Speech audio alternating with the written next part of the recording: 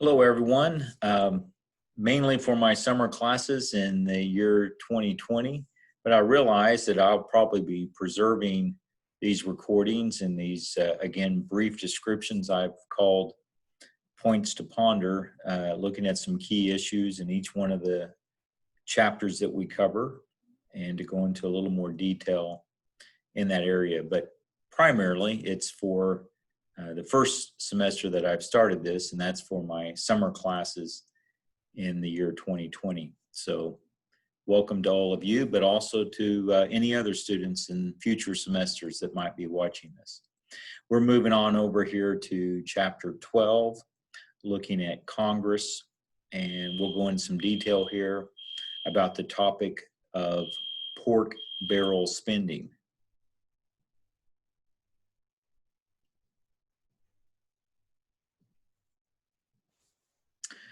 So in particular, we'll look at pork barrel and military spending. And while we certainly, I think almost all of us, if not all of us, would conclude that military spending is important and we need to have a strong military, there's always going to be a question on how do we reach that goal and also maintain fiscal responsibility? So can we overspend on the military? And are there ways in which we can control that spending? And what leads to wasteful spending in the military to begin with? So it's not just the military, but that is a primary place in which we see a great deal of money being spent. But you can then see examples of pork barrel and can be used to help an incumbent member of Congress get reelected. And this is referenced on page 480 in your text. So here's the definition of pork barrel: appropriations made by legislative bodies for local projects that are often not needed, but that are created so that local representatives can win re-election in their home districts. So it's a use of spending to help members of Congress get reelected. Now, it can also be used in a way to help a president gain political power or maintain political power. And even some great presidents might be caught up in this type of behavior. So even some references here to Honest Abe Lincoln. And in the Civil War, as we can see here from an article in the online site Investopedia just a few months ago. Abe Lincoln traded Civil War contracts to Northern businessmen in exchange for jobs and support. So Civil War contracts, of course, military contracts, and the people who get that contract, here's the trade-off. The trade-off is they give jobs to friends of Abraham Lincoln, and they will provide political and financial support for Lincoln when he runs for re-election in 1864.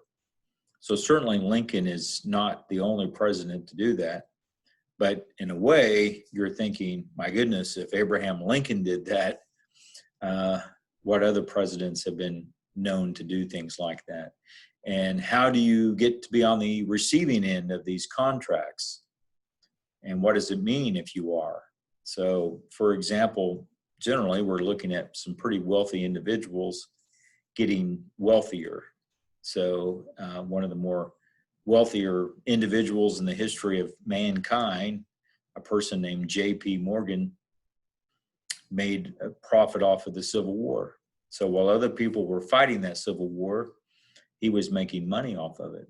And so Morgan bought thousands of rifles in the Civil War for $3.50 each. And then he sold them to the government for $22 each. So tidy profit there. And it turns out that the rifles were defective. In fact, some reports showed that soldiers who fired these rifles would have their thumbs torn off as a result of the hammer being misplaced in the rifle. So there we can see a case of using federal money to benefit a few people and to go through projects that turn out perhaps not to be worthwhile. And so how do we exactly, though, define pork wasteful spending? And when does something become wasteful? So here's a really interesting example that's going on, and it's going to be something that you're taking this class. Let's say you're 18 years old, then by the time you reach, if it's projected to work the way it's supposed to, by the time you reach middle age and even beyond that, we're supposed to be, we, the United States, supposed to be using the same fighter jet this whole time, if it works out that way. So far, it hasn't worked out that way, because the F-35 fighter, and here's the question, is this just a cost overrun that just wasn't foreseen? Or is this pork, where it's just a continued waste on a project to benefit people who are building parts of this jet in certain military, certain districts, getting contracts to factories, and then helping members of Congress get reelected? So the F-35, and just, you can go, I would urge you to Google this, because it's your money, your tax money that's being spent on this, and just look at some of the cost overrides here. It's considerable cost overrides. It's taken 20 years just to develop the jet, and the overall lifetime cost, 1.5 trillion. Now, in a way, if you can project that, in fact, this jet will be the only one that the United States is going to be using now until the year 2070, it's just, nothing's going to top this, and it's going to be going on for the next 50 years. I'm kind of skeptical about that. Let's just say that. But that's the plan. And so the idea is we're never going to need another fighter jet again. That makes this all sound somewhat reasonable. But if you just go online and read about it, you'll see that there's been a great number of cost overrides in regards to the F-35 fighter. So I do think it's worthwhile when you consider, you think about the budgetary realities of this country, just like any other country. If we're thinking there should be more money spent on education, if you feel that way, or more money for healthcare, more money for infrastructure, roads, bridges, sewage systems, any of those things. Well, the reality is a good portion of that money that could have been spent for that has been sucked out of the system and given to the F-35. Now again, if this turns out to be such a great fighter jet that there's never another one that's ever needed, and it's going to be superior to any other fighter jet that comes in contact with this one, maybe it's worth it. But it has certainly cost the taxpayers a great deal of money. And it has benefited some. The contractors, and certainly members of Congress and districts that have contracts for parts of the F-35. And this is where we see then this question of, it's a phrase that's used in budgetary politics, the camel's nose in the tent. And the story behind that is that once the camel's nose is in the tent, eventually the whole camel is going to get in the tent. So the first step is to get the nose in the tent. So in a way, connect that to the spending that's gone on with the F-35 fighter. When the first cost overrides start to take place, did you have some member of Congress that maybe said, I don't know if this is worth it? But you're going to have other people say, but we've already spent so much money. And so in a way, that's like a little bit more of the camel getting into the tent. And then you can look at another cost override. Holy cow, look how much money we're spending on 35. But we've already spent. We just want to leave a big hole in the ground in a way. We have to be able to tell the taxpayers that we've got a good product. We can't stop now.